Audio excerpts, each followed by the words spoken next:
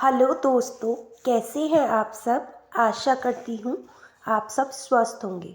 मैं हूँ सपना गोयल मोटिवेशन में आपका स्वागत है। आज मैं आपके लिए लेकर आई हूँ लाइफ चेंजिंग स्टोरीज़ की एक सीरीज़।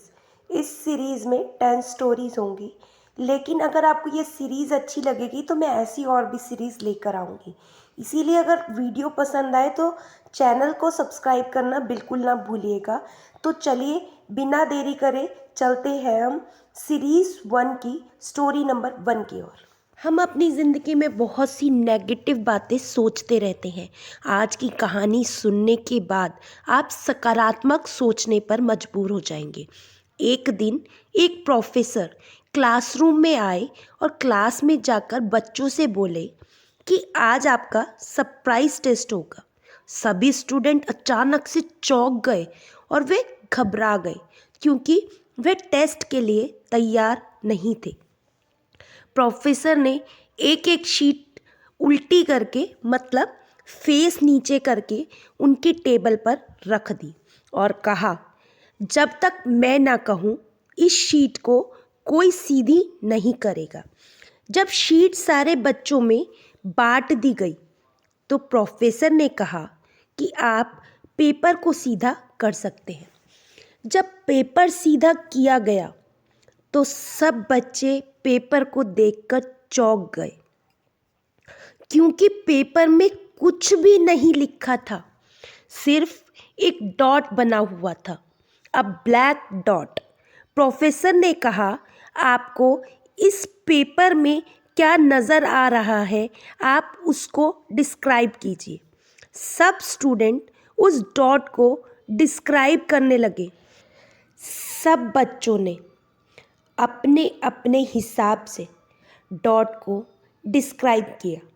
प्रोफेसर ने सारे बच्चों से पेपर शीट ले ली और एक एक को तेज़ आवाज़ में पढ़ने लगे। सब बच्चों ने डॉट को अपने अपने अकॉर्डिंग डिस्क्राइब किया था। जब उसने सारे पेपर पढ़ लिए तो उसने बच्चों को कहा, मैं इस टेस्ट के नंबर नहीं लगाऊंगा, आपको चिंता करने की ज़रूरत नहीं है। आपको कुछ सोचने के लिए दिया था। इस शीट पर एक काला डॉट लगा हुआ था, परंतु किसी ने भी उसे सफ़ेद पेपर के बारे में नहीं लिखा। सब लोगों ने केवल उस काले निशान पर ध्यान दिया। फिर प्रोफेसर ने आगे कहा, हमारी ज़िंदगी भी इस शीट के पेपर की तरह ही है। हमारी ज़िंदगी इस वाइट पेपर की तरह होती है। हमारी ज़िंदगी में खुश रहने के, अपनी ज़िंदगी को एप्रिशिएट करने के, मीन्स ज़िंदगी जीने के कई सारे रीज़न हैं, परंतु हमारा ध्यान उस काले निशान, काले डॉट की तरह हमेशा हमारी प्रॉब्लम्स पर ही रहता है। ज़िंदगी जीने के बहुत से कारण हैं। प्रकृति रोज़ हमें ताज़ी हवा देती है। हमारी ज़िंदगी में बहुत सारे दोस्त हैं जो हमेशा हमारे साथ खड़े हैं। हमारी ज़िंदगी में हमारा परिवार है जो हमेशा हमारे साथ खड़ा है। हमारी ज़िंदगी में हम नौकरी करते हैं जो हमें फाइनेंशियली हेल्प करती है, परंतु भगवान के दिए इन सब आशीर्वादों की वजह हम लोग हमारी ज़िंदगी की छोटी छोटी प्रॉब्लम, जैसे हमारे पास पैसा कम है, हमारा स्वास्थ्य थोड़ा खराब रहता है, एग्ज़ाम में फेल हो गए, किसी ने धोखा दे दिया, नौकरी नहीं मिल रही, इन सब की वजह से हम बिल्कुल हताश हो जाते हैं। कई लोग तो सुसाइड तक कर लेते हैं, परंतु भगवान ने, प्रकृति ने हमें जो सुख दिया है हम उसको नज़रअंदाज करते हैं। इसीलिए ज़रूरी है कि ज़िंदगी में जो नेमतें हमें मिली हैं, चाहे वे प्रकृति की हो, परिवार की हो, दोस्तों की हो या किसी अन्य तरह के सुख की, हमें उसे एप्रिशिएट करना चाहिए, चाहे वह छोटी हो या बड़ी। हमें भगवान का शुक्रिया करना चाहिए। हमें सोचना चाहिए कि कई लोगों के पास तो ये चीज़ भी नहीं है। हमेशा सकारात्मक सोचने के लिए आप छोटे छोटे मूवमेंट्स को इंजॉय कीजिए। जैसे कभी आप घास में चल रहे हैं तो उस नर्म घास को महसूस कीजिए और भगवान का शुक्रिया कीजिए। आप लाइफ का छोटे से छोटा मूवमेंट जो भी हो उसे लिखें। अपने बच्चों के साथ जो आप समय बिता रहे हैं उसे महसूस कीजिए और अपने मुंह से बोलिए कि ये मेरी ज़िंदगी का सबसे अच्छा समय है। कोई भी ऐसा समय जिसमें आप बहुत खुश हैं तो एक बार अपने मुंह से ये शब्द ज़रूर बोलिएगा कि मैं सबसे खुश इंसान हूँ, ये मेरी ज़िंदगी का बेस्ट समय है। ये शब्द आपकी ज़िंदगी में पॉजिटिविटी भर देंगे। हमेशा उन स्टूडेंट की तरह ज़िंदगी के केवल ब्लैक डॉट को मत देखिए, बल्कि ज़िंदगी में उस सफ़ेद पेपर को देखिए। ज़िंदगी ना जीने का सिर्फ एक कारण होता है, बट जिंदगी जीने के बहुत सारे कारण होते हैं। जब टीचर ने ये सब कहा तो बच्चों को रियलाइज़ हुआ कि वाकई वह डार्क स्पॉट हमारी ज़िंदगी का बहुत बहुत ही छोटा हिस्सा है, जबकि हमारी ज़िंदगी में सकारात्मकता पॉजिटिविटी के अनेक कारण हैं। परंतु हमारी मिस्टेक यही है कि हम हमेशा उस काले निशान, उस ब्लैक डॉट पर ही फोकस करते हैं। ज़्यादा से ज़्यादा सफ़ेद पार्ट की तरह देखना चाहिए। मतलब जो अच्छी चीज़ है, हमारा ध्यान, हमारा फोकस हमेशा उन पर होना चाहिए। हमें हमेशा अपनी ज़िंदगी की छोटी छोटी चीज़ों और ज़िंदगी के छोटे छोटे पल के लिए भगवान को शुक्रिया कहना चाहिए। साथ में यह भी कहना चाहिए, यह मेरी ज़िंदगी का बेस्ट मोमेंट है, जिससे वह आपके दिमाग में, मेमोरी में सेव हो जाएगा। आपकी ज़िंदगी और लोगों के लिए एक मिसाल होनी चाहिए। आपने लॉ ऑफ अट्रैक्शन के बारे में तो सुना होगा। अगर हम सकारात्मक सोचेंगे, बोलेंगे, तो ये हमारी ज़िंदगी पर सकारात्मक प्रभाव डालेगा। हमारी ज़िंदगी बिल्कुल इस सफ़ेद पेपर की तरह है जिस पर एक काला निशान लगा हुआ है।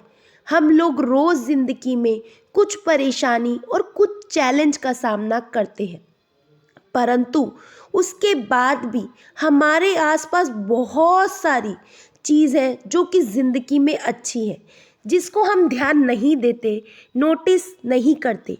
ऐसा नहीं है हमें परेशानियों पर ध्यान नहीं देना चाहिए, बट इतना ध्यान नहीं देना चाहिए कि पॉजिटिव थिंकिंग और नेगेटिव थिंकिंग उसको ओवरशैडो कर ले। मतलब सकारात्मक सोच पर नकारात्मक सोच हावी हो जाए। ज़िंदगी में जब किसी ऐसे इंसान को देखो जिसके पास वह चीज़ नहीं है जो तुम्हारे पास है, तो हमेशा अपनी ज़िंदगी को अप्रिशिएट करो कि हाँ, यह मेरे पास है, मैं लकी हूँ। जैसे कि आपने देखा कि कोई रास्ते पर रोटी मांग रहा है, उसका घर नहीं है, तो अपने आप को खुशनसीब समझो कि उसका घर नहीं है, मेरा घर है। मेरा घर है, मेरे पास खाने के लिए मुझे किसी से मांगना नहीं पड़ता। जैसे किसी आप अंधे व्यक्ति से मिले तो आपको भगवान का शुक्रिया अदा करना चाहिए कि भगवान ने हमें आंखें दी। हमारा दिमाग हमेशा प्रॉब्लम की तरफ खींचता है, परंतु हम थोड़ी सी कोशिश से इसका ध्यान सकारात्मक ऊर्जा की तरफ खींच सकते हैं, पॉजिटिविटी की तरफ खींच सकते हैं। ये करना आसान नहीं होगा, बट एक दिन होगा। आप ये करके देखिएगा, आपकी दुनिया बदल जाएगी। धीरे धीरे आप में सकारात्मक ऊर्जा प्रवेश कर जाएगी, पर इसके लिए मेहनत तो करनी पड़ेगी, कोशिश तो करनी पड़ेगी। हर छोटी से छोटी चीज़ को एंजॉय करते समय भगवान को शुक्रिया करना ना भूलिएगा और इस कहानी को अपने उन दोस्तों के साथ शेयर ज़रूर कीजिएगा जो कि डिप्रेशन का शिकार है। दुनिया का सबसे खुशनसीब इंसान वही होता है जिसका शरीर सबसे स्वस्थ होता है। इसीलिए अपने जो भी दोस्त आपके डिप्रेस्ड हैं उनको ये कहानी ज़रूर शेयर कीजिएगा। चलिए अब बिना देरी किए हम लोग चलते हैं सीरीज़ 1 की स्टोरी नंबर 2 की तरफ। किसी ने बड़े कमाल की बात कही है, यूं तो दुनिया में रक्तदान और कन्यादान सबसे बड़ी चीज़ है, लेकिन आज के ज़माने में वक्त दान भी सबसे बड़ा दान है। नमस्ते दोस्तों, मैं हूं सपना गोयल। एक छोटी सी कहानी आपके लिए। ये कहानी है 4 दोस्तों की, प्रवीण, राजेश, मनोज और नरेंद्र। 12th की पढ़ाई समाप्त होने के बाद चारों ने डिसाइड किया एक छोटी सी पार्टी करते हैं। बड़ी मुश्किल से 100 रुपये इकट्ठे करे और पहुंच गए पार्टी करने। पुराने ज़माने की कहानी है, उस समय 100 रुपये भी बहुत ज़्यादा मायने रखते थे। वह एक शहर की जो सबसे बढ़िया सी होटल थी उसमें पहुंच गए चाय नाश्ता करने के लिए। चाय नाश्ता चल रहा था, हंसी मजाक चल रहा था। जब देखा बिल पे करने की बारी आई तो उस टाइम एक बड़ा मज़ेदार डिस्कशन चल रहा था कि अब हम 40 साल तक नहीं मिलेंगे, हम 40 साल बाद इसी होटल में मिलेंगे। देखते हैं कौन कितना आगे बढ़ता है। बच्चों वाली शर्त लगती है ना, तो सबने कहा सही है मिलते हैं। बच्चों वाली शर्त है, उस समय वो ज़्यादा बड़े तो थे नहीं। 40 साल बाद मिलते हैं और साल की पहली तारीख 1 जनवरी को मिलेंगे और उसको वो बिल पे करेगा उस दिन जो आखिर में आएगा और इसी होटल में आना है। उन्होंने कहा ठीक है, देख लेते हैं। वहाँ एक वेटर जिसका नाम भोला था, वह सारी बातें सुन रहा था। वह बोलता है कि क्या बात है, आपकी तो बड़ी मज़ेदार शर्त लगी है। अगर 40 साल बाद मैं यहाँ रहा तो मैं भी ये पार्टी देखना चाहूँगा। 40 साल कब बीत गए मालूम नहीं चला, लेकिन 40 साल में बहुत कुछ बदल गया। वह जो शहर था बड़ा शहर बन गया, फ्लाईओवर बन गए, मल्टी स्टोरेज बिल्डिंग बन गई। वो जो होटल थी वह 5 स्टार होटल बन गई। वह जो वेटर भोला था वह उसका मालिक बन गया और इन सब की ज़िंदगी भी काफ़ी कुछ बदल गई थी। कोई इंजीनियरिंग की पढ़ाई करने के लिए बाहर चला गया तो वहीं सेट हो गया, वहीं रहने लगा। कोई सरकारी नौकरी करने लगा, कोई पिताजी का बिजनेस आगे बढ़ाने लगा। सब अपनी अपनी ज़िंदगी को सेटल करने में लग गए। 40 साल कब बीत गए मालूम नहीं चला, लेकिन खूबसूरती देखिए उस पल की, क्योंकि दोस्ती चीज़ ऐसी होती है। सबको मालूम था कि हमें उस होटल में 1 जनवरी को मिलना है, सबको याद था। तो उसी होटल में एक एक करके सबका आना शुरू हुआ। सबसे पहले प्रवीण आया। वह लग्जरी कार से उतरा और अपने दोस्तों को ढूंढने लगा। इतने में उस वेटर ने उसको पहचान लिया और बोला, आपने मुझे पहचाना, मैं वही वेटर हूँ। प्रवीण कहता है, अच्छा वह तुम ही थे जिसने हमारी सारी बातें सुनी थी। भोला बताता है कि मैं अब इस होटल का मालिक बन चुका हूँ। प्रवीण कहता है, वाह क्या बात है, तुमने तो बहुत अच्छी होटल बनाई है। वह बोलता है, आप बैठिए, मनोज सर ने आपके लिए टेबल बुक कर रखी है। थोड़ी देर बाद नरेंद्र आया। दोनों की बातचीत होने लगी तो नरेंद्र ने कहा, अपना तो बढ़िया कपड़े का काम चल रहा है। प्रवीण ने कहा, मेरा भी ज्वेलरी का बिजनेस अच्छा चल रहा है। ज्वेलरी का मैन्युफैक्चरर हूँ मैं ज्वेलरी बनाता हूँ। 3-4 कंपनी है आज मेरे पास, बढ़िया काम चल रहा है, बढ़िया ग्रो कर रहा है। इतनी देर में राजेश भी आ गया। उसने कहा, अपना भी बिजनेस अच्छा चल रहा है, अपना कपड़ों के लिए की मिल है और वह भी अच्छी चल रही है, सब ठीक चल रहा है। तीनों की बातचीत हो रही थी और इंतज़ार हो रहा था, यानी कि मनोज का। मनोज आया नहीं तो वे परेशान हो रहे थे। क्या हो गया, इतनी देर क्यों लगा दी? पता नहीं अभी तक क्यों नहीं आएगा, कब आएगा। वे सब इंतज़ार कर रहे थे अपने चौथे दोस्त का। इतनी देर में जो होटल का मालिक था वह आया और कहने लगा कि मनोज सर का फ़ोन आया है। वे कह रहे हैं आप लोग शुरू कीजिए, स्नैक्स लीजिए, मुझे समय लग जाएगा। उन्होंने स्नैक्स लेना शुरू किया। थोड़ी देर बाद फिर इतने में उनके पास फिर एक मैसेज आता है वेटर के थ्रू कि आपको जो खाने में लेना है ले लीजिए, मनोज सर का फ़ोन आया है, वह आते ही होंगे, उनको थोड़ा समय लग जाएगा। वेट करते करते घंटा निकल चुका था तो उन्होंने खाना ऑर्डर कर दिया। डिनर करने लगे। भोजन करने के बाद इनको लगा शायद मनोज अब आएगा नहीं, तो बिल पे करने की बारी आई। तो उन्होंने वेटर से कहा लाओ बिल ला कर दे दो। तो भोला दौड़ कर आया। उसने कहा बिल पे करने की ज़रूरत नहीं है, आपका ऑनलाइन पेमेंट हो चुका है, मनोज ने कर दिया है।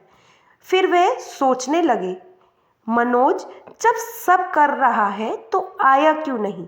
जैसे ही वह जाने लगे तो दरवाजे पर एक सरकारी गाड़ी आकर रुकती है।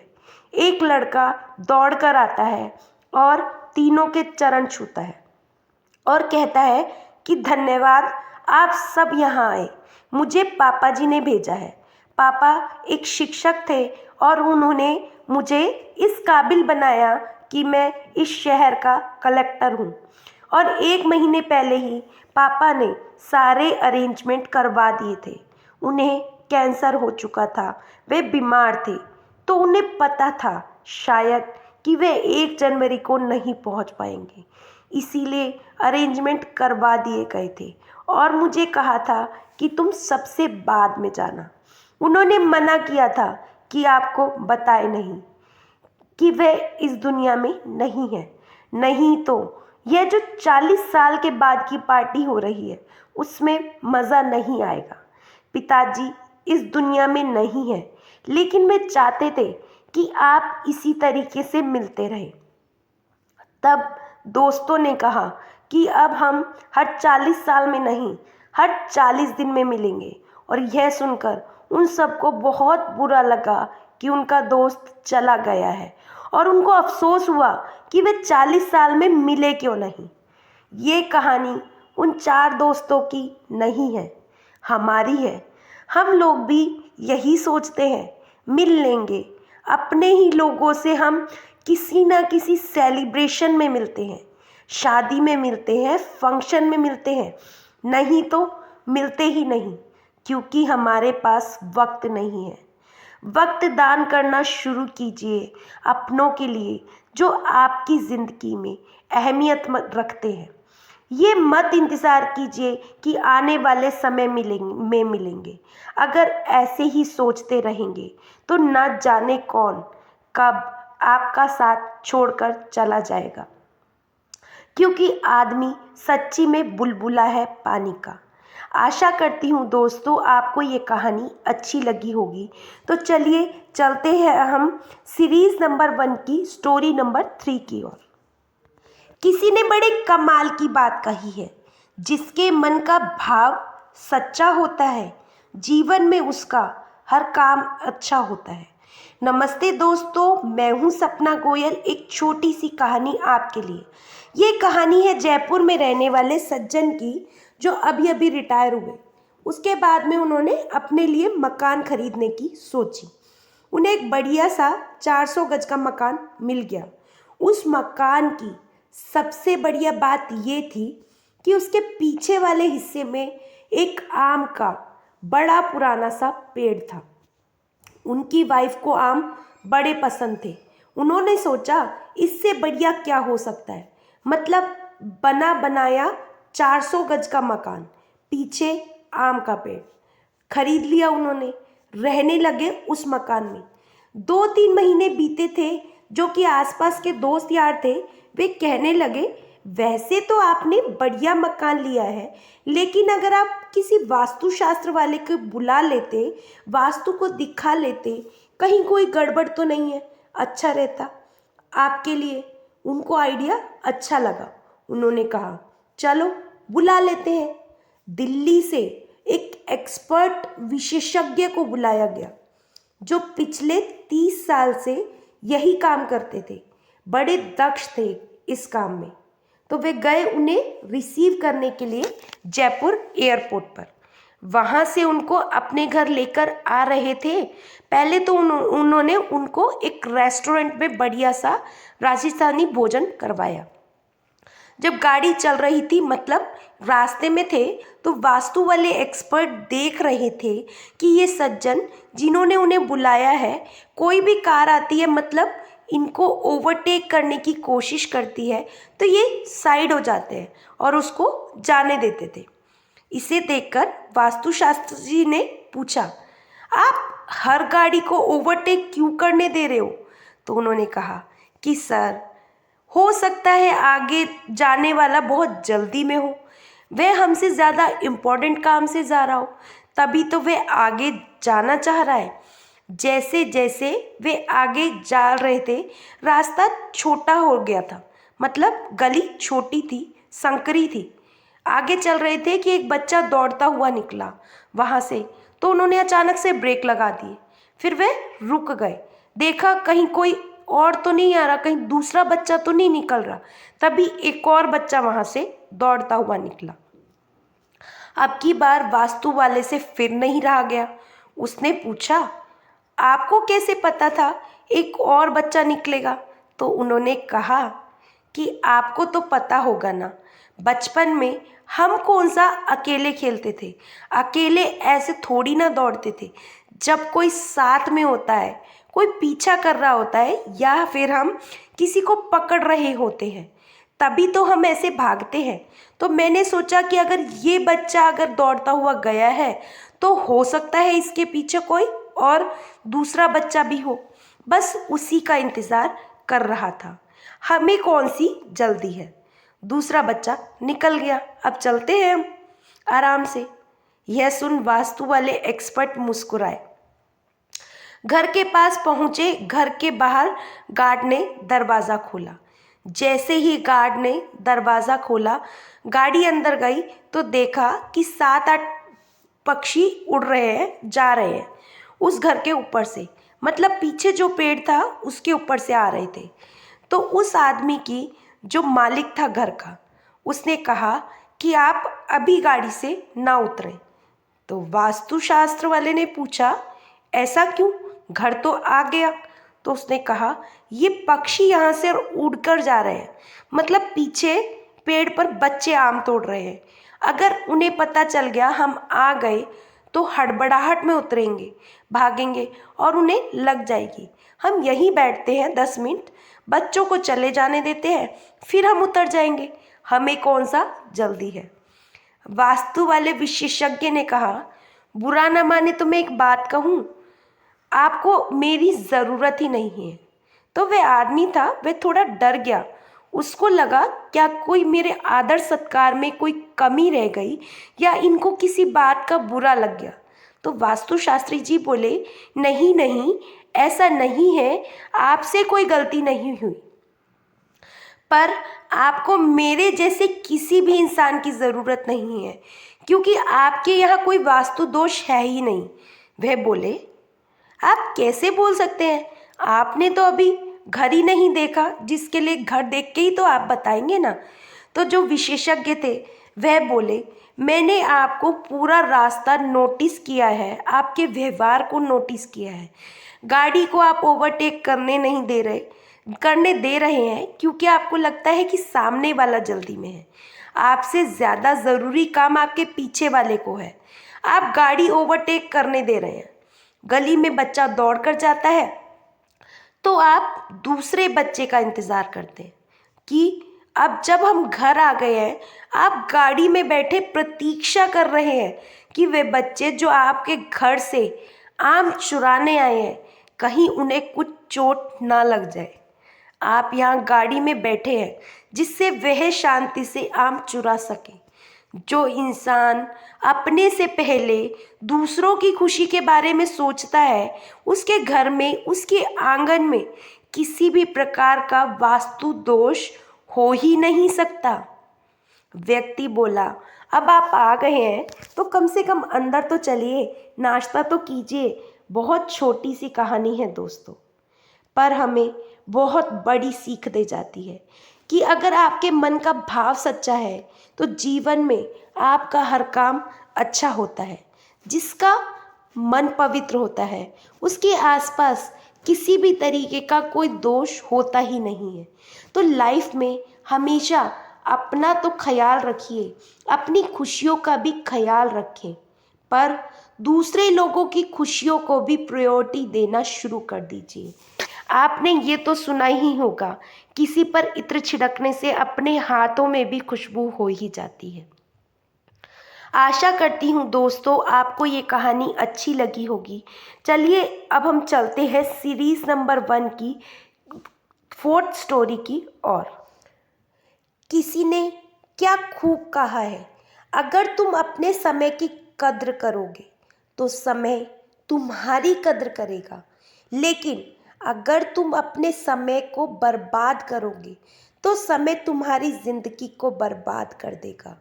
मैं हूँ सपना गोयल, एक छोटी सी कहानी आपके लिए। एक छोटे से गांव में एक लड़का रहता था। वह बहुत आलसी था, हर काम को टालता रहता था। उसकी आदत थी कि वह हमेशा ज़रूरी काम देर से करता था और इस वजह से वह अपनी पढ़ाई और ज़िंदगी के दूसरे मामले में भी पीछे रह गया था। उसके घर वाले और टीचर्स उसको बार बार समझाते थे कि अपने समय की कद्र करो, लेकिन वह बात नहीं मानता था। उसे अपने फ्यूचर की बिल्कुल चिंता नहीं थी और वह अपना समय बेकार चीज़ों में ज़ाया करता था। एक दिन उसके गांव में एक बुद्धिमान आदमी आया और वह अपनी समझ और ज्ञान के लिए मशहूर थे। बहुत सारे लोग उनसे मिलना चाहते थे और उनसे कुछ सीखना चाहते थे। वह लड़का भी उनसे मिलने गया, सोच रहा था कि शायद वे बुद्धिमान आदमी उसको कुछ ऐसे टिप्स दे देंगे जिससे वह अपने दोस्तों से आगे निकल सके। जब उसकी बारी आई तो उसने बुद्धिमान आदमी के पास जाकर कहा, कृपया मेरी मदद करें, मैं अपनी ज़िंदगी में हार गया हूँ। मैं अपने दोस्तों, क्लासमेट से हर फील्ड में पीछे हूँ। मैं सबसे आगे निकलना चाहता हूँ और सबसे अच्छा बनना चाहता हूँ। कृपया मुझे बताएं मैं ये कैसे कर सकता हूँ। बुद्धिमान आदमी ने उस लड़के को प्यार भरी नज़र से देखा और बोले, मेरे बच्चे, तुम इसलिए तकलीफ में हो क्योंकि तुम अपने समय की कद्र नहीं करते। तुम हमेशा काम टालते रहते हो और अपने अनमोल पल बेकार चीज़ों में ज़ाया कर देते हो। मैं तुम्हें एक कहानी सुनाता हूँ जिससे तुम समय की कद्र समझ पाओगे। लड़का बड़े ध्यान से सुनने लगा। बुद्धिमान आदमी ने कहानी शुरू करी। एक बार एक राजा जो बहुत दयालु और उदार थे, उनको अपनी प्रजा से बहुत प्यार था और वे हमेशा उनकी मदद करते थे। एक दिन उसने अपने पुराने दोस्त से मुलाकात की जो उनके साथ गुरुकुल में पढ़ता था। वह दोस्त बहुत आलसी और गरीब था। उसके पास ना नौकरी थी, ना पैसा, ना ही इज्जत। वह हमेशा अपनी किस्मत को कोसता रहता था और अपनी परेशानियों के लिए दूसरों को दोष देता रहता था। राजा ने अपने दोस्त को पहचान लिया और उसके हाल पर अफसोस करने लगा। उसने अपने दोस्त से उसकी जिंदगी और परेशानियों के बारे में पूछा। दोस्त ने उदासी से कहा, हे राजा, मुझे समझ नहीं आता क्यों सब कहते हैं कि मैं कुछ नहीं कर सकता। जब भी मैं नौकरी के लिए जाता हूँ सब मना कर देते हैं। मेरे दुश्मनों ने सबको बता दिया है कि मैं कभी भी काम टाइम पर नहीं करता। मैं समझ नहीं पा रहा हूँ कि क्या करूँ। राजा ने कहा, चलो एक समझौता करते हैं। सूर्यास्त होने से पहले तुम मेरे खजाने में जाकर जितना सोना और रत्न ले सकते हो वह सब तुम्हारे हो जाएंगे। दोस्त बहुत खुश हो गया और राजा का शुक्रिया अदा किया। वे तेजी से अपने घर गया और अपनी पत्नी को सब कुछ बता दिया। पत्नी भी बहुत खुश हुई और बोली, जाओ सोना और रत्न ले आओ, अब समय आपके पक्ष में है। दोस्त बोला, अभी नहीं जा सकता, मुझे भूख लगी है, पहले खाना खिला दो। पत्नी ने जल्दी से खाना बनाया और उसको खाना परोस दिया। उसने आराम से खाना खाया, सोच रहा था कि उसके पास खजाने के लिए बहुत समय है। खाना खत्म करने के बाद उसको नींद आने लगी और बोला, मैं सो लेता हूँ, खजाना लेने बाद में जाऊँगा। वह अपने बिस्तर पर लेट गया और उसे नींद आ गई। उसने सोचा, मैं थोड़ी देर सोऊंगा, लेकिन वह 2 घंटे सोया रहा। जब उसकी आँख खुली तो दोपहर हो चुकी थी। उसने कुछ बोरियां उठाई और राजा के खजाने की तरफ चल पड़ा। रास्ते में धूप तेजी से चमक रही थी और उसको गर्मी लग रही थी। उसने सोचा, थोड़ा पेड़ के नीचे आराम कर लेता हूँ, फिर आगे बढ़ता हूँ। वह पेड़ के नीचे बैठा जहाँ हल्की हल्की हवा चल रही थी और मौसम सुहाना था।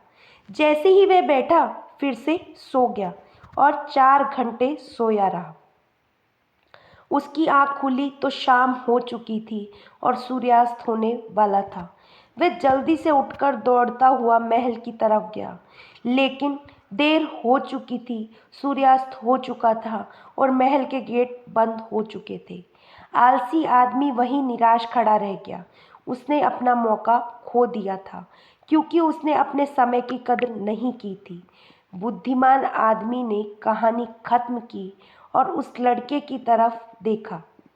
लड़का चुप था। उसने अपनी गलती समझ ली थी और उसको अपने ऊपर शर्म आ रही थी। उसने बुद्धिमान आदमी का शुक्रिया अदा किया और अपने तरीके बदलने की कसम खाई। उसने समझ लिया कि समय अनमोल है और इसे बर्बाद नहीं करना चाहिए। वह घर वापस गया, अपने लक्ष्य के लिए मेहनत करने लगा। उसने टालना बंद कर दिया और ज़्यादा मेहनत करने लगा। उसने अपने दोस्तों और परिवार में इज्जत और खुशी पाई। हमारी ज़िंदगी में अगर हम देखें तो समय सोने की तरह होता है। यह सबसे अनमोल चीज़ है जो हमारे पास है। हमारे पास ज़िंदगी में सिर्फ सीमित समय है और हमें इसका इस्तेमाल अच्छे से करना चाहिए। हमें अपना समय बेकार चीज़ों में बर्बाद नहीं करना चाहिए, बल्कि उन चीज़ों पर ध्यान देना चाहिए जो मायने रखती है। हमें अपने काम और कार्य को टालना नहीं चाहिए, बल्कि उन्हें समय पर और अच्छी तरह से करना चाहिए।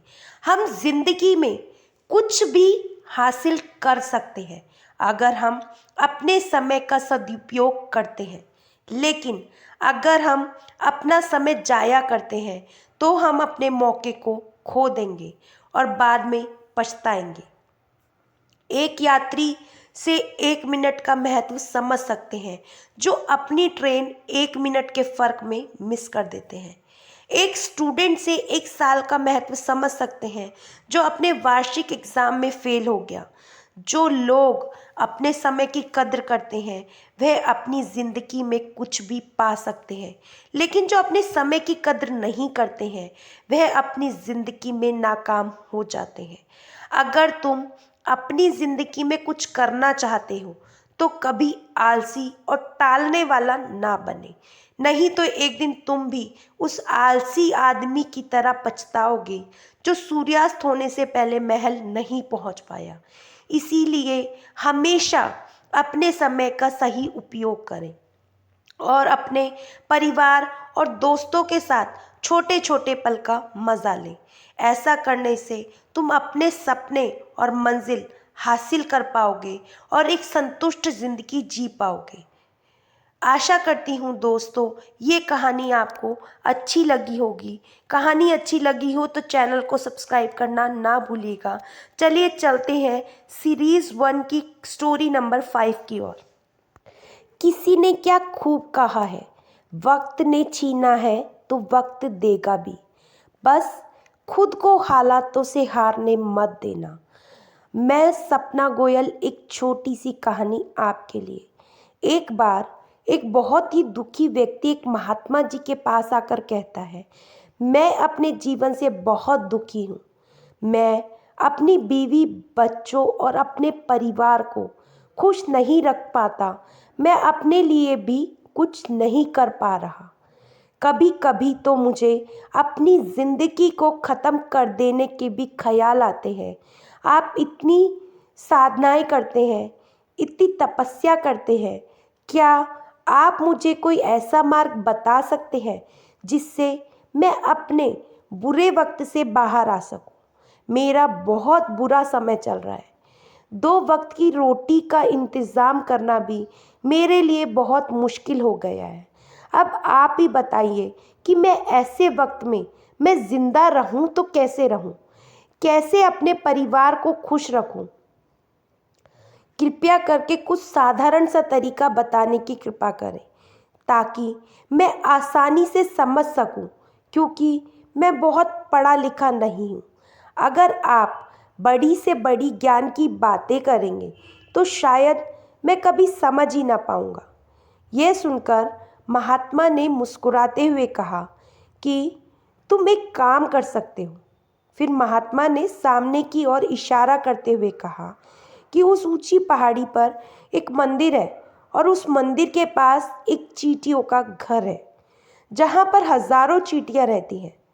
तुम्हें सुनने में बड़ा अजीब लगेगा, लेकिन वह चींटियाँ उस मंदिर की ज़मीन को खराब कर देती हैं, उस मिट्टी के उपजाऊ शक्ति को खत्म कर देती हैं, जिसके कारण वहाँ पर कोई भी पेड़ या कोई भी घास पनप नहीं पाती है। तुम मेरा एक काम करो, उसके बाद मैं तुम्हें तुम्हारे सवालों के जवाब दूंगा। तुम 7 दिन तक रोज उस पहाड़ी पर जाओ और उन चिड़ियों के घर को तहस नहस कर दो, उनको तोड़ दो। जब भी तुम्हें कोई चींटियों का घर दिखे, मंदिर के आसपास जैसे ही कोई चींटियों का घर दिखे, वहीं पर उसे तहस नहस कर देना। लेकिन याद रहे, घर को तोड़ने में कोई भी चींटी मरनी नहीं चाहिए। किसी भी चींटी को नुकसान नहीं पहुंचना चाहिए। इस बात को समझने का प्रयास करते हुए शायद उसको समझ में नहीं आया कि महात्मा जी ऐसा क्यों करवा रहे हैं। उन चींटियों के घर तुड़वा कर उन चींटियों पर अन्याय क्यों कर रहे हैं। लेकिन फिर भी उसने महात्मा जी की बात मानते हुए अगले दिन से ही पहाड़ी पर जाना शुरू कर दिया। जब वह पहले दिन उस पहाड़ी पर पहुंचता है तो देखता है बहुत सारी चींटियां अपना खाना जुटाने में लगी हुई हैं। सारी चींटियां कतार से चल रही है और अनाज के छोटे छोटे कण उठाकर अपने घर में जमा करती जा रही हैं। वह देखकर पहले तो उस युवक का मन कमज़ोर पड़ गया। उसने सोचा कि यह इतनी मेहनत करके अपना घर भर रही हैं और मैं उनके घर को तबाह कर दूंगा तो उनको कितना बुरा लगेगा। लेकिन फिर उसने महात्मा जी की बात को याद करते हुए उनके घरों को तोड़ना शुरू कर दिया। जल्दी ही चींटियों में हाहाकार मच गया। वह इधर उधर दौड़ने लगी। अभी तक जो कतार से चल रही थी वह बिखर गई और इधर उधर अपनी जान बचाने के लिए भागने लगी। थोड़ी देर में घर टूट गया और सारी चींटियां इधर उधर छुपने के लिए भाग चुकी थी। यह करने के बाद वह युवक दुखी मन से वापस अपने घर लौट आया। उसका मन परेशान था, दुखी था, पश्चाताप से भरा हुआ था। फिर उसने अपने बिस्तर पर रात में लेटे लेटे ही सोचा कि अब तो उन चींटियों का घर तबाह हो चुका है, अब वहाँ वापस जाने का क्या फ़ायदा होगा, क्योंकि चींटियों का घर तहस नहस करने के लिए महात्मा जी ने कहा था, जो मैं कर चुका हूँ।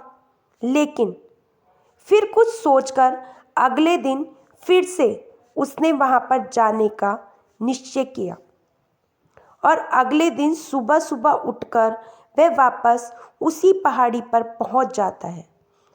पहाड़ी पर पहुंचकर वहीं उसी जगह पर पहुंचता है जहां पिछली सुबह उसने उन घरों को तहस नहस कर दिया था। लेकिन वह देखकर चौंक जाता है, उन चींटियों ने फिर से उसी जगह पर अपना घर बना लिया था और अब वह फिर से अपने घर के लिए सामान इकट्ठा करने में जुटी थी। उस आदमी को देखकर लगा कि चींटियाँ कितनी मूर्ख है। इनको पता है कि कल इनका घर इसी तरह इसी जगह पर तहस नहस हुआ था और उसी जगह पर इन्होंने अपना नया घर भी बना लिया और यह सोचकर वह आदमी हंसने लगा।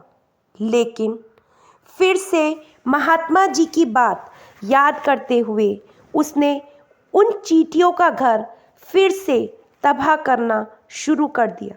फिर से उन चींटियों में हलचल मच गई और थोड़ी देर में चींटियां इधर उधर अपनी जान बचाने के लिए भागने लगी। कुछ ही देर में उनका घर फिर से नष्ट हो गया और वे थोड़ा संतोष के भाव से कि इस बार तो उसने घर को अच्छी तरह से तबाह कर दिया है, अब तो चींटियां यहाँ पर घर बना ही नहीं पाएंगी। इसीलिए जाने से पहले उसने उस घर के ऊपर ठंडा पानी भी डाल दिया ताकि चींटियां वहाँ पर अपना घर ना बना सके। और इस तरह अपना कर्म पूरा करके वह युवा फिर से अपने घर लौट आया। आज रात में सोते सोते फिर से उस युवक के मन में यही प्रश्न चल रहा था कि महात्मा जी यह सही काम करवा रहे हैं।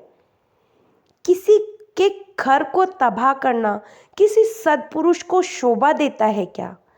हो सकता है वो महात्मा सिद्ध पुरुष हो ही ना, तो क्या होगा अगर मुझे वह बेवकूफ़ बना रहे हो तो? लेकिन फिर उसने निश्चय किया कि मैं अपने काम को पहले पूरा कर लेता हूँ, उसके बाद ही पता चलेगा कि महात्मा मुझसे क्यों करवा रहे हैं। और यही सोचकर रात में सो जाता है। अगले दिन सुबह उठकर वह फिर से उस पहाड़ी की ओर निकल जाता है। पहाड़ी पर पहुंचकर वह उसी जगह पर पहुंचता है जहां पर उसने उनके घर को तबाह कर दिया था और वह ये देखकर खुश हो जाता है कि वहां पर कोई भी घर नहीं था, सारी चींटियां वहां से भाग चुकी थी। अब उसने सोचा कि अब मेरा रोज़ रोज़ यहाँ आने का क्या फ़ायदा होगा, क्योंकि चींटियाँ तो अपना घर बदल चुकी हैं और महात्मा जी ने मुझे 7 दिन के बाद आने को कहा था। लेकिन आज तो तीसरा ही दिन हुआ है, अभी तो 4 दिन बाकी हैं। 4 दिन वापस आने का क्या फ़ायदा होगा? और यही सोचकर उसने निश्चय किया कि यहाँ से सीधा उन महात्मा जी के पास जाएगा और उनको ये सारी खबर बताएगा। जब वह वापस मुड़कर उस पहाड़ी से उस महात्मा जी की कुटिया की तरफ जाने लगा, तभी अचानक उसकी नज़र एक और घर पर पड़ी जो कि चींटियों का ही बनाया हुआ था। मतलब कि वह घर चींटियों ने ही बनाया था और अब वह चींटियाँ नए घर में वास कर चुकी थी। यह नया घर उनके पुराने घर से थोड़ी सी ही दूरी पर था और जब उस युवक की नज़र उस घर पर पड़ी तो उसने सोचा कि शायद महाराज जी को पता था कि ये चींटियाँ अपना घर यहाँ से बदलकर किसी दूसरी जगह पर बना लेंगी। इसीलिए उन्होंने मुझसे 7 दिन के बाद यहाँ आने को कहा था। और यह विचार करके वह उनका नया घर भी तोड़ने के लिए पहुँच जाता है। जब वह पहुँचा तो चींटियाँ उसी तरह अपने कार्य में लगी हुई थी। वह अपने घर के लिए खाना इकट्ठा कर रही थी और अपने घर में जमा कर रही थी। जब पुराना घर टूटा था, वहाँ भी अनाज के कण बचे हुए थे और चींटियाँ वहाँ से भी अनाज इकट्ठा करके वापस अपने नए घर में ला रही थी। और अब यहाँ फिर से युवक का मन थोड़ा सा कमज़ोर पड़ गया, क्योंकि वह खुद भी कमज़ोर था, खुद भी वक्त का मारा हुआ था। इसीलिए उसके मन में उन चींटियों के प्रति दया का भाव बढ़ रहा था। उनके ऊपर उसे दया आ रही थी। वह चाहता था कि वह उनकी मदद करे, लेकिन उल्टा उनको नुकसान पहुंचा रहा था। लेकिन युवक महात्मा की बात को याद करते हुए फिर से उसने चींटियों के घर को तोड़ने का निश्चय किया और उसने इस बार भी बड़ी सावधानी के साथ बिना किसी भी चींटी को नुकसान पहुंचाए चींटियों के घर को तबाह करना शुरू कर दिया। वक्त थोड़ा ज़्यादा लगा, क्योंकि किसी भी चींटी को नुकसान ना पहुंचाने की शर्त महात्मा जी ने पहले ही रखी थी। इसीलिए वह बड़ी सावधानी के साथ उन घरों को तबाह कर रहा था और उस घर को तबाह करने के बाद वे बड़े ही दुखी मन से वापस घर जा रहा था। इस बार वह पहले से भी ज़्यादा दुखी था, क्योंकि उसने उनका नया घर भी तोड़ दिया था। वह उन चींटियों को बसने ही नहीं दे रहा था। अब वह अपने आप को शैतान, दानव समझने लगा था, लेकिन फिर भी उस महात्मा की बात को मानते हुए वह अपने घर पर दुखी मन से वापस आ गया।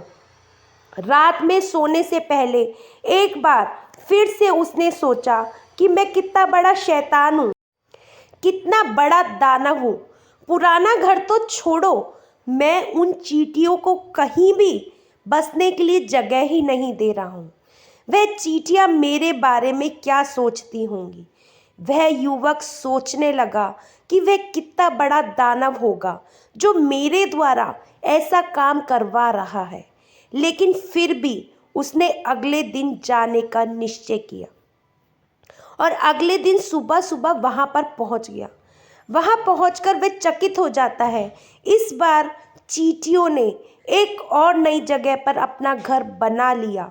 वह तो पहले से भी ज़्यादा ऊर्जा के साथ काम कर रही थी और उन्होंने एक रात में पहले से भी बड़ा घर बना लिया था और अब वह फिर से अपना अनाज इकट्ठा करने में जुटी हुई थी। यह देखकर उस आदमी को लगा कि यह चींटियाँ किस मिट्टी की बनी हुई है। मैं इनको भगाने की बार बार कोशिश कर रहा हूँ और यह वहीं पर अपना घर बना लेती है। क्या इनको पता नहीं है कि मैं यहाँ आकर इनको कभी बसने नहीं दूंगा। यह चींटी है, दिखने में इतनी छोटी है, लेकिन फिर भी मुझसे हार नहीं रही। बड़ी ताज्जुब की बात है। और इस बार उसने गुस्से में उस घर को तहस नहस करना शुरू कर दिया। लेकिन इस बार तहस नहस करते हुए कुछ चींटियां वहीं पर मर गई।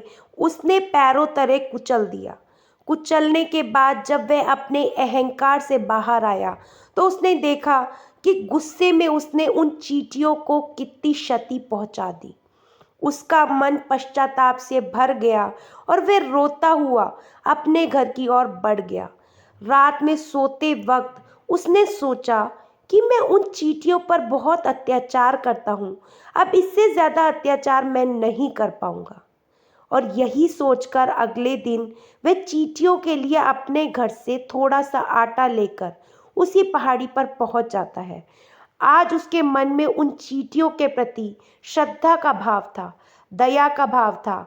आज वह उनकी मदद करना चाहता था और जब वह वहाँ पर पहुँचा तो वह चींटियाँ फिर से अपने नए घर को बनाने में लगी हुई थी। उसने बड़ी करुणा के साथ उन चींटियों को अपने घर से लाया हुआ आटा खिलाया। अगले 2 दिनों तक वह ऐसा ही करता रहा। वह रोज सुबह जाता, उन चींटियों को अपने हाथों से आटा खिलाता। 7 दिनों के बाद वह महात्मा के पास पहुंचकर हाथ जोड़कर बोलता है कि महात्मा जी, मुझे माफ़ कर देना। मैंने उन चींटियों का घर तबाह करने की बहुत कोशिश की थी। मैंने उनके घर तबाह किए, एक बार नहीं 4 बार। मैंने उनके घर तोड़े, उसके बाद मैं हिम्मत नहीं कर पाया, उनके घर को नहीं तोड़ पाया। मैं समझ सकता हूँ कि मैंने आपका काम पूरा नहीं किया और आप इसके बदले मुझे तरीका भी नहीं बताएंगे जो कि मुझे मेरे बुरे समय से बाहर निकाल सकता है। लेकिन मुझे इसकी कोई परवाह नहीं है। मुझे लगता है कि जो मैंने किया वह सही किया, इसीलिए मैं आपसे आज्ञा लेकर वापस जा रहा हूँ। कृपया मुझे वापस घर जाने की आज्ञा दीजिए। यह सुनकर महात्मा जी ने मुस्कुराते हुए कहा, अरे बेटा, कहाँ चल दिए? रुको तो सही, जलपान तो कर लो, थोड़ी देर ठहर जाओ और उसके बाद चले जाना। और ये कहकर वह महात्मा जी उस युवक के लिए पानी लेकर आते हैं। पानी पिलाने के बाद महात्मा जी उस युवक से पूछते हैं कि तुम मुझे ये बताओ कि आखिर तुम उन चींटियों का घर तबाह क्यों नहीं कर सके? वह चींटियां तो इतनी छोटी हैं और तुम इतने विशालकाय हो, फिर भी तुम छोटी छोटी चींटियों का घर तबाह नहीं कर पाए। कहाँ है तुम्हारी शक्ति? कहाँ है तुम्हारा बाहुबल? इसका जवाब देते हुए उस युवक ने कहा, महात्मा, मैंने उन चींटियों का घर को तहस नहस कर दिया था, बार बार किया। एक बार तो मैंने गुस्से में उन चींटियों को हानि भी पहुंचा दी थी। लेकिन जिस दिन मैंने उनको हानि पहुंचाई, उस दिन मुझे लगा कि मैं उनको नुकसान क्यों पहुंचा रहा हूं, क्यों उनको तकलीफ दे रहा हूं। और उसी दिन मैंने उनको क्षति पहुंचाने के बजाय, नुकसान पहुंचाने के बजाय उनकी सहायता करनी शुरू कर दी। ये सुनकर उस महात्मा ने कहा, यही तो सीखने की बात है। एक छोटी सी चींटी हमें जीवन का संदेश देकर जाती है। मैंने तुम्हें उन चींटियों के घर तबाह करने के लिए नहीं भेजा था। मैंने तुम्हें भेजा था ताकि तुम उन चींटियों से सीख ले सको। तुम्हें क्या सीख मिली उन चींटियों से? क्या तुम मुझे बता सकते हो? यह सुनकर उस युवक ने पूरी कहानी बयां कर दी। पूरी कहानी सुनाने के बाद महात्मा जी ने मुस्कुराते हुए कहा, बेटा, पहले सीख जो तुम्हें इन चींटियों से ले सकते हो वह ये थी कि तुमने कितनी बार उनके घर तोड़ने की कोशिश की, कितनी बार प्रयास किया उनके घर तबाह हो जाए, लेकिन वह हर बार अपना नया घर बना लेती थी। उन्होंने कभी भी हार नहीं मानी। अगर वे हार मान लेती तो वे चींटियां तुम्हें वहां नहीं मिलती। जीवन कार्यशीलता का नाम है, लेकिन हर मनुष्य 1-2 बार हार मिलते ही टूट जाता है, हताश हो जाता है और फिर जीवन में प्रयास ही नहीं करता। और कुछ लोग तो अपनी जिंदगी को ख़त्म करने को उतारू हो जाते हैं। लेकिन जानवरों में एक बात अच्छी है कि वे अपना जीवन खुद से कभी ख़त्म कर ही नहीं सकते। तुमने कभी सुना है कि किसी जानवर ने आत्महत्या कर ली, चाहे वह जानवर कितना भी भूखा क्यों ना हो, कितना ही दुखी क्यों ना हो, लेकिन वह हमेशा अपने जीवन के लिए संघर्ष करता रहता है। लेकिन वहीं दूसरी तरफ हर मनुष्य 1-2 बार हताश होने पर अपना जीवन खत्म कर देता है। जीवन तो कर्मशीलता का नाम है, काम करने का नाम है।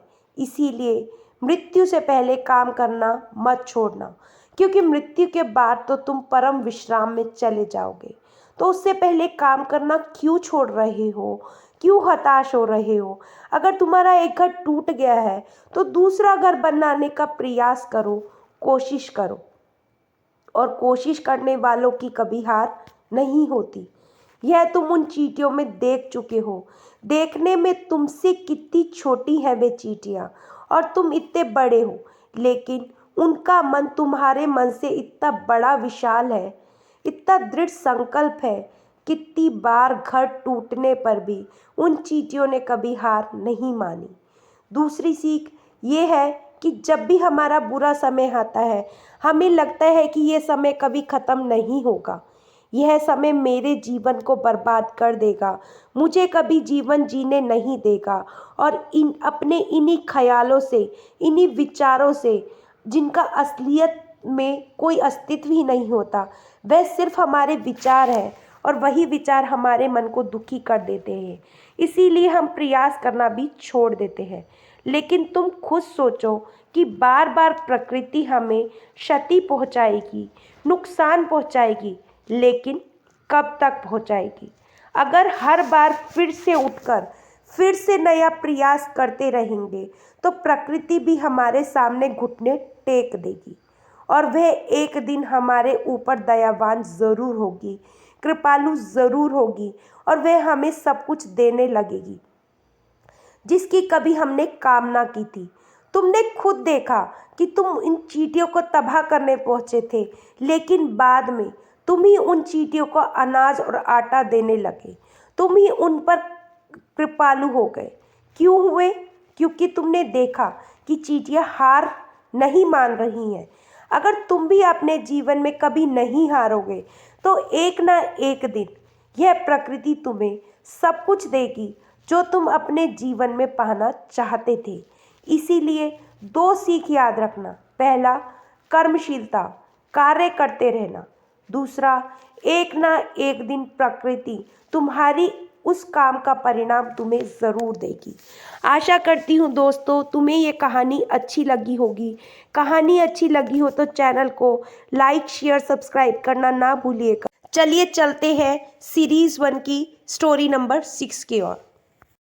दोस्तों, हम सभी एक दूसरे को देखकर यह सोचते हैं कि हमसे सुखी तो वह है, उसके पास तो घर है, परिवार है, वह कितना खुश है और मेरे पास तो सिर्फ और सिर्फ दुख है। आखिर असल ज़िंदगी में सुखी कौन है? चलिए इसे एक छोटी सी कहानी के माध्यम से समझते हैं। नमस्कार दोस्तों, मैं हूँ सपना गोयल। एक छोटी सी कहानी आपके लिए। बहुत समय पहले की बात है। एक बार एक भिखारी गांव में भीख मांगने के लिए जाता है। भिखारी भीख मांगते मांगते एक किसान के दरवाजे पर पहुंचता है। वह भिखारी किसान के घर का दरवाज़ा खटखटाता है, लेकिन अंदर से कोई आवाज़ नहीं आती। दरवाज़ा खुला होने के कारण वह अंदर की ओर झांकता है, यह देखने के लिए कोई घर पर है या नहीं। वह देखता है कि किसान और उसका पूरा परिवार एक साथ बैठकर बातें कर रहे हैं। बच्चे किसान के साथ लिपटे हुए हैं, खेल रहे हैं। भिखारी को लगा कि शायद किसी ने मेरी बात पर ध्यान नहीं दिया, इसीलिए उसने फिर से आवाज़ लगाई। जब उसने दूसरी बार आवाज़ लगाई तो किसान की पत्नी ने सुना और उसके बाद कुछ अनाज लेकर घर से बाहर आई और उस भिखारी को दे दिया। उसके बाद वह भिखारी वहाँ से चला गया और कुछ आगे चलकर वह सोचने लगा, कितना खुशहाल परिवार है, कितने सुखी हैं ये लोग। परिवार में 2 बच्चे हैं, वह बच्चे पिता के साथ खेल रहे हैं। सब कुछ देखकर कितना अच्छा लग रहा था। काश मेरा भी परिवार होता। किसान का परिवार कितना खुश है और एक मुझे देखो, दिन भर भीख मांगनी पड़ती है, फिर घर जाकर खुद से खाना बनाना पड़ता है। मुझे कितनी परेशानी होती है। इसके बाद में भिखारी अपने रास्ते निकल गया और किसान के परिवार ने खाना खाया और खाना खाने के बाद किसान अपनी पत्नी को कहने लगा कि घर खर्च के लिए पैसे नहीं है, बड़ी परेशानी है, साहूकार से 1000 रुपये उधार लेना पड़ेगा, पता नहीं वह देगा कि नहीं देगा। किसान की पत्नी ने उसे धैर्य रखने के लिए कहा और बोली, आप जाओ, आपको साहूकार पैसे दे देगा। किसान गांव में एक सेठ के पास गया जिसके पास कपड़े की दुकान थी। वह ब्याज पर लोगों को पैसा देता था। किसान ने सेठ से 1000 रुपये मांगे और जब सेठ किसान को पैसे दे रहा था तो उसने देखा कि वहाँ पैसों का लंबा चौड़ा हिसाब किताब चल रहा है। किसान जब वहाँ से निकला तो वह सोच रहा था कि साहूकार कितना खुश है, मैं कहाँ 500 या 1000 रुपये के लिए घबरा रहा हूँ, परेशान हो रहा हूँ और इस सेठ के पास 20-30 हज़ार का हिसाब चल रहा है। किसान यह सोचते सोचते घर चला गया।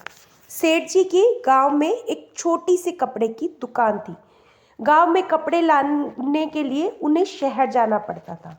वे शहर के एक बड़े दुकान से कपड़े खरीदते थे। अगले दिन वह सेठ जी शहर पहुंचे और वह जो बड़े दुकानदार थे, सेठ जी थे, उनकी दुकान पर पहुंचे। उसने वहां जाकर कहा, कपड़ा खरीदना है। बड़े सेठ जी के पास उनका एक कर्मचारी संदेश लेकर गया।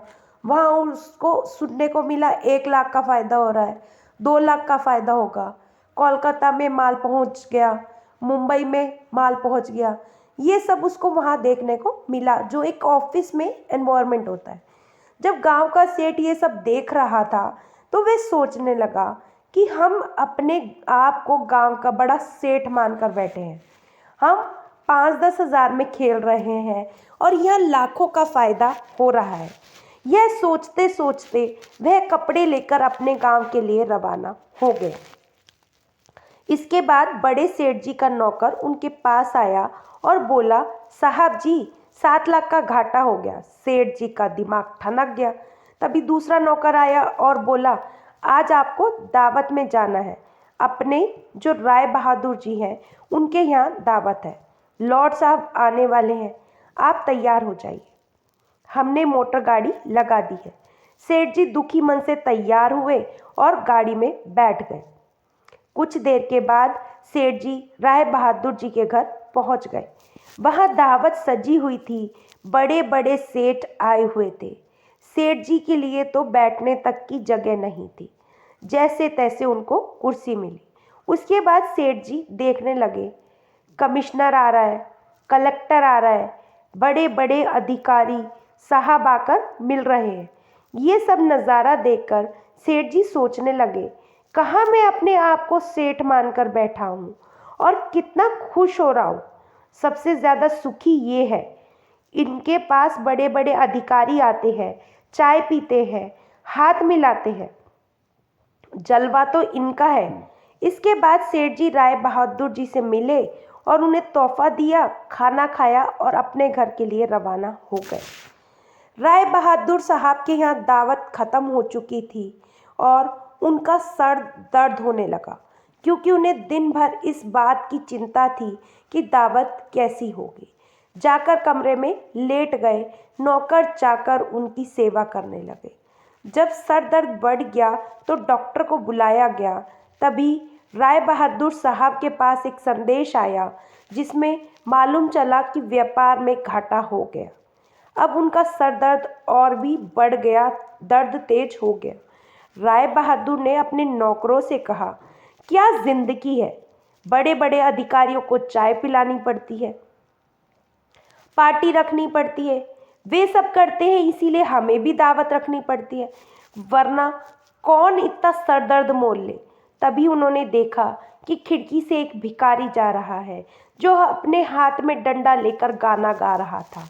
राय बहादुर साहब ने नौकरों से कहा, देखो जिंदगी में खुश तो ये है, सुखी तो ये है, इसको कोई चिंता नहीं है, न घाटे की न फायदे की। यह वही भिखारी था जो किसान को सुखी मानता था, खुश मानता था। दोस्तों, हर इंसान खुश तो है, लेकिन वह अपने से धनवान व्यक्ति को देखकर दुखी हो जाता है और उसे लगता है कि सिर्फ धनवान व्यक्ति ही खुश और सुखी है। लेकिन धनवान होने का अर्थ ये नहीं है कि वे व्यक्ति सुखी भी है।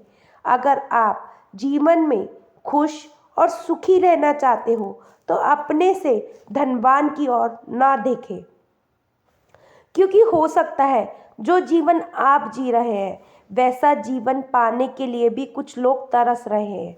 दूसरी सीख जो हमें इस कहानी से लेनी चाहिए, जो हमें अपने आप से रूबरू करवाती है और हमारी असलियत दिखाती है कि हम जैसे हैं वैसे ही अच्छे हैं। आशा करती हूँ दोस्तों आपको ये कहानी अच्छी लगी होगी। चलिए चलते हैं हम सीरीज़ 1 की कहानी नंबर 7 की ओर। किसी ने क्या खूब कहा है, किस्मत सिर्फ मेहनत से बदलती है, बैठकर सोचते रहने से नहीं। हेलो दोस्तों, मैं हूँ सपना गोयल। एक छोटी सी कहानी आपके लिए। ये कहानी है एक लड़के की जो शहर के छोटे से पेट्रोल पंप पर काम करता था। एक बार एक छोटे से शहर के पेट्रोल पंप पर एक ब्लैक कलर की मर्सिडीज आकर खड़ी हो जाती है।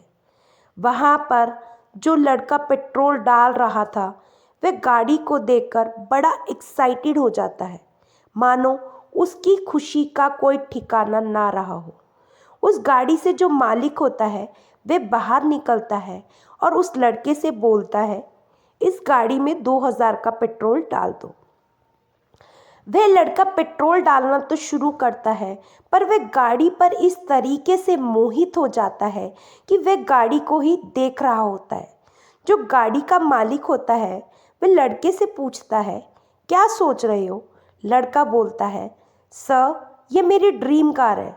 मैं भी चाहता हूँ कि मैं मेहनत करूँ, मैं भी बड़ा आदमी बनूँ और मैं भी एक दिन इस गाड़ी को खरीदूँ। वह आदमी पेट्रोल पंप के लड़के की बातें समझता है तो उसे अपना विजिटिंग कार्ड दे देता है। वह कहता है, इस पर मेरा एड्रेस लिखा है, कल तुम मेरे ऑफिस आ जाना, सिखाऊंगा। हो सकता है तुमने मेहनत करी तो तुम कुछ सालों में इस गाड़ी को खरीद सको। वह विजिटिंग कार्ड देकर चला जाता है। लड़का उस कार्ड को देख रहा होता है तो अचानक उसके मन में ख्याल आता है कि पता नहीं ये आदमी मुझसे क्या काम करवाएगा, मैं कर भी पाऊंगा कि नहीं, शायद मुझे नहीं जाना चाहिए। और वह विजिटिंग कार्ड को डस्टबिन में फेंक देता है और उसके बाद दूसरी गाड़ी में पेट्रोल भरना शुरू कर देता है। 3 साल बाद इस पेट्रोल पंप पर उसी तरीके से आकर एक काली मर्सिडीज आकर रुकती है। वह लड़का फिर से मर्सिडीज को बड़ी गौर से देखने लगता है, पर इस बार जो मालिक होता है वह कोई और होता है। मालिक बाहर निकलता है और कहता है, 2000 का पेट्रोल डाल दो। वह लड़का जो पेट्रोल भर रहा होता है वह तो फिर उस गाड़ी को देख रहा होता है, पर वह मालिक जो होता है वह बोलता है, क्या तुम्हें याद है आज से 3 साल पहले यहाँ पर इसी तरीके से एक ब्लैक मर्सिडीज आई थी? वह कहता है, हाँ मुझे याद है, पर आपको कैसे पता? तो वह कहता है कि तुम्हें यह भी याद होगा कि उस आदमी ने तुम्हें एक विजिटिंग कार्ड दिया था।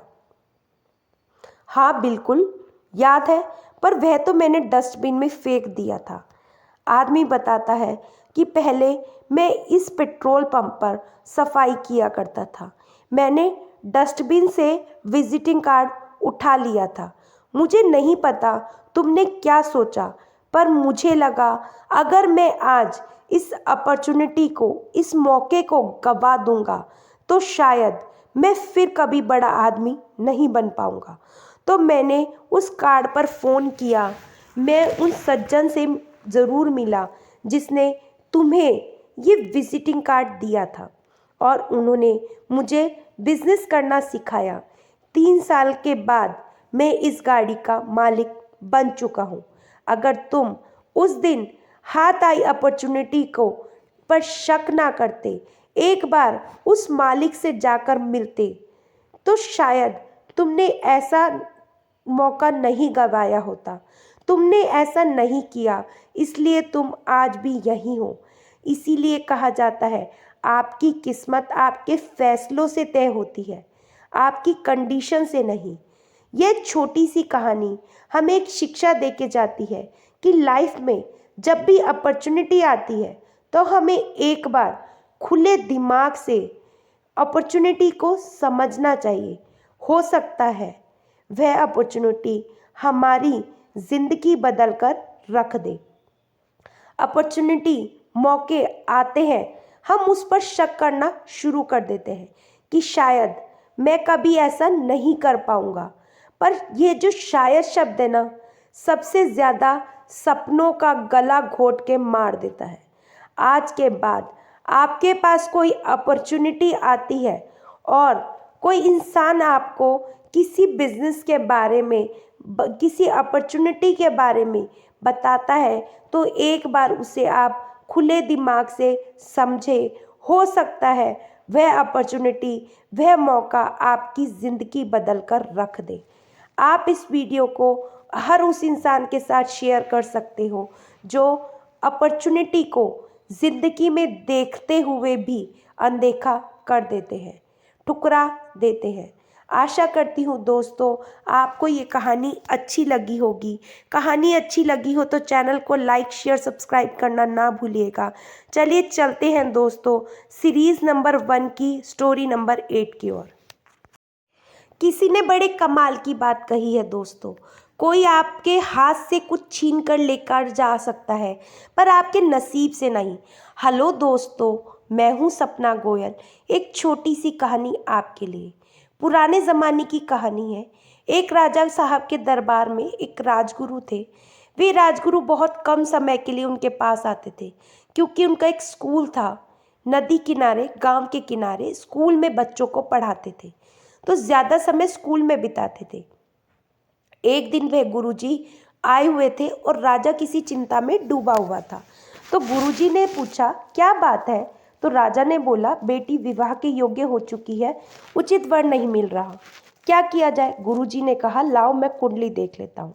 गुरुजी ने कुंडली देखना शुरू किया तो गुरुजी चौंक गए, आश्चर्य में पड़ गए क्योंकि वह विलक्षण प्रतिभा की धनी थी और उसका उज्जवल भाग्य दिख रहा था। गुरुजी ने उसकी कुंडली में देख लिया था कि जिससे इसकी शादी हो गई, अगर वह राजा है तो महाराज बनेगा, महाराज है तो सम्राट बनेगा और सम्राट है तो वह चक्रवर्ती सम्राट बन जाएगा। जहाँ जाएगी उस कुल को आगे लेकर जाएगी, उस कुल को उन्नति के पद पर आगे लेकर जाएगी, उसका भाग्य चमक जाएगा। जैसे गुरुजी ने ये देखा तो उनके ऊपर बुराइयां हावी होने लगी। उनको लगा इसकी शादी मेरे साथ हो जाए तो मेरा भाग्य बदल जाएगा। क्यों ना मैं ही शादी कर लूं, मैं महाराज बन जाऊंगा। गुरुजी के मन में विकार हावी हो गए, बुराई हावी हो गई और गुरुजी ने एक चाल चली। उन्होंने राजा से कहा, राजा साहब, आपकी बेटी विलक्षण प्रतिभा वाली है, जिस कुल में जाएगी उस कुल को वह धन्य हो जाएगा। अगर आप इसका सीधा विवाह कर देते हैं तो एक अड़चन है, हो सकता है ये कुल का नाश भी कर दे। वह कुल तो नाश होता है, हो सकता है आपका कुल भी नाश हो जाएगा, ऐसे इसकी कुंडली में लिखा है। राजा चिंता में पड़ गया। वह सोचने लगा क्या किया जाए। गुरुजी ने कहा, एक सामान्य सा उपाय है, आप इस कन्या को एक बक्से में बिठाकर जल में प्रवाहित कर दे, साथ में कुछ हीरे मोती जो भी रखने हैं रख दीजिए। जो भी लड़की को पहला आदमी मिलेगा उससे उसका विवाह होगा तो सब कुछ बढ़िया होगा और आगे उसका कुल आगे तक जाएगा। वह साधारण सा आदमी भी होगा तो भी वह राजा महाराजा बन जाएगा। आप चिंता मत कीजिए, आप मेरी बात पर विश्वास कीजिए। गुरुजी की चाल में राजा फंस गया। राजा ने कहा, ठीक है, क्योंकि गुरुजी को वो बहुत मानते थे। उनकी बात को माना गया। वह कन्या जाने को तैयार नहीं थी पर पिता की आज्ञा अनुसार वह बक्से में बैठ गई और उसको पानी में प्रवाहित कर दिया गया। कन्या के साथ साथ उसने बहुत सारे हीरे जवाहरात भी रख दिए गए थे। दौड़ते हुए गुरुजी पहुँचे स्कूल की ओर। अब आने वाला है बक्सा, वो ये सोच रहे थे और गुरुजी जाकर बोले, बच्चों, आज तुम्हारी छुट्टी है, एक काम करो, नदी किनारे एक बक्सा आएगा, उसे तुम मेरे पास लेकर आना और उसे मेरे कक्ष में रख देना। बाहर से दरवाज़ा लगा देना, चाहे मैं लाख चिल्लाऊं पर दरवाज़ा मत खोलना। बच्चों ने कहा, ठीक है। गुरुजी बच्चे वहाँ से चले गए। बच्चों को तो मज़े आ गए। बच्चे पहुँच गए नदी किनारे, नहाने लग गए, इंतज़ार करने लगे कि बक्सा आ जाए बहता बहता।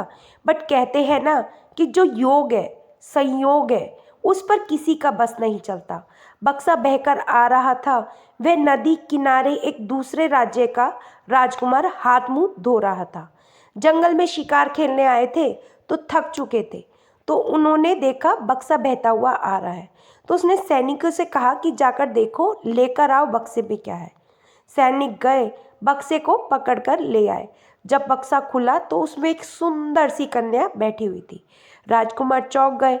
उसने कहा, देवी, आप कौन है और आप इस हालत में कैसे।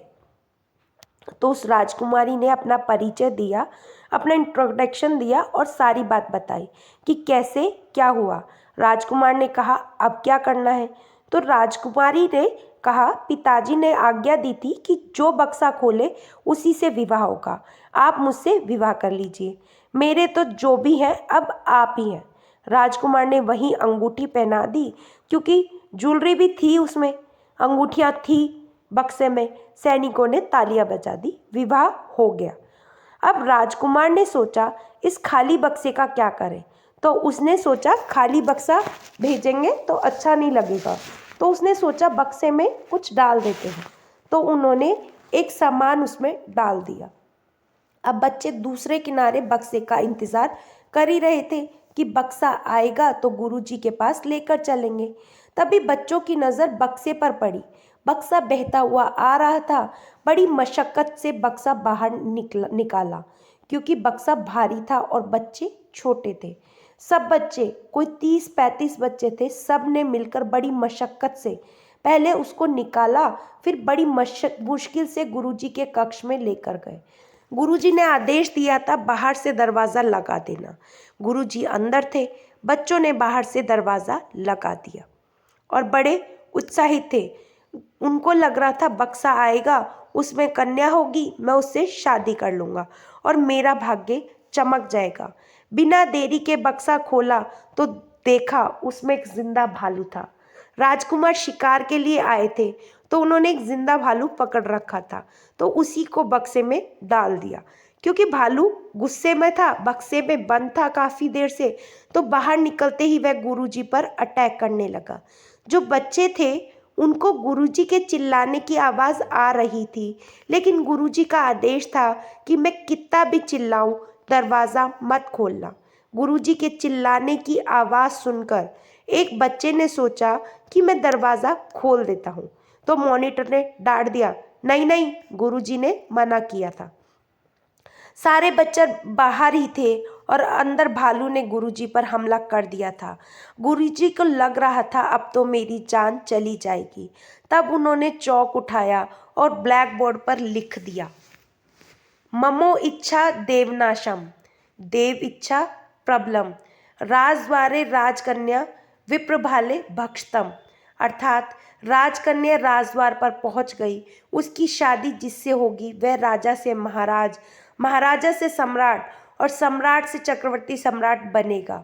वह वहाँ पहुँच गई जहाँ उसे पहुँचना था और एक गुरु को भालू खा गया, यानी कि मेरी इच्छा का नाश हो गया और उनकी इच्छा प्रबल रही। ये छोटी सी कहानी हमें 2 सीख देकर जाती है।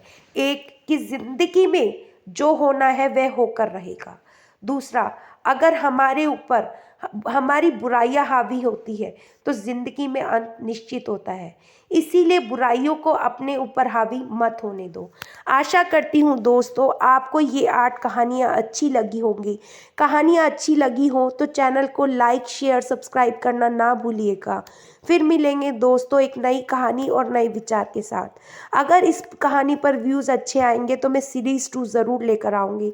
इसीलिए ज़्यादा से ज़्यादा लोग इस चैनल को सब्सक्राइब कीजिएगा। धन्यवाद।